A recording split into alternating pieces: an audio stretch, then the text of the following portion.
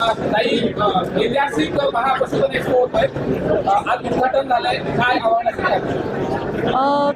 सगळ्यांना आव्हान असेल की बीड जिल्ह्यामध्ये परळीमध्ये शिवरात्रीच्या निमित्ताने महापशुधन एक्सपो आम्ही करत आहोत. पशुसंवर्धन विभाग करत आहे. यासाठी सर्व लोकप्रतिनिधींना प्रोटोकॉल प्रमाणे निमंत्रण पोहोचवलेलं आहे. सर्व पशुपालकांना आणि शेतकऱ्यांना आव्हान केलेलं आहे. गावोगावी आम्ही बचत गटांना देखील इथे बोलवलेलं आहे. अत्यंत सुंदर हा कार्यक्रम आहे. मी मीडियालाही आव्हान करेन की आपण जरूर फिरून सर्व बघा आणि या सकारात्मक उद्देशाने जो कार्यक्रम झाला आहे त्याला लोकांनी प्रतिसाद द्यावा आणि या पशुधन एक्सपोचा पूर्णपणे लाभ घ्यावा असंच आव्हान मी लोकांना करेन. स्वतः राज्याचे मुख्यमंत्री आणि मी उपमुख्यमंत्री आणि आपल्या पालकमंत्री सुनेत्राताई पवार यांनाही निमंत्रण दिलेलं आहे. शिंदे साहेबांनाही दिलेलं आहे.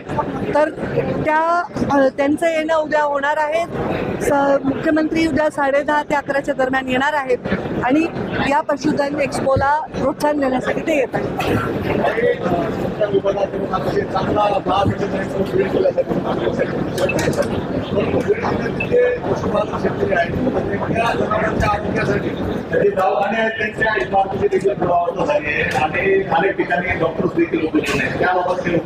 आपण जेव्हा आपल्याला चांगलं लक्षात असेल, जेव्हा मी ग्रामीण विकास मंत्री झाले होते तेव्हा प्रीतमताई खासदार होत्या, तेव्हा आपल्याकडे रस्त्यांची काय अवस्था होती.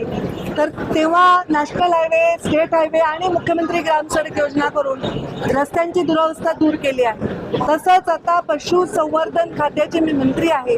तर पशु संवर्धन खात्याच्या लागणाऱ्या सगळ्या उपाययोजना आम्ही इथे करू, दुरावस्था दूर करू आणि सगळे जे दवाखाने आहेत त्यांना अपग्रेड करू आणि चांगल्या पद्धतीने इथे पशुधनाला आम्ही पूर्णपणे व्यवस्था उपलब्ध करून देऊ. धनुभाऊ पण कृषी मंत्री होते तेव्हाही त्यांनी प्रदर्शन घेतले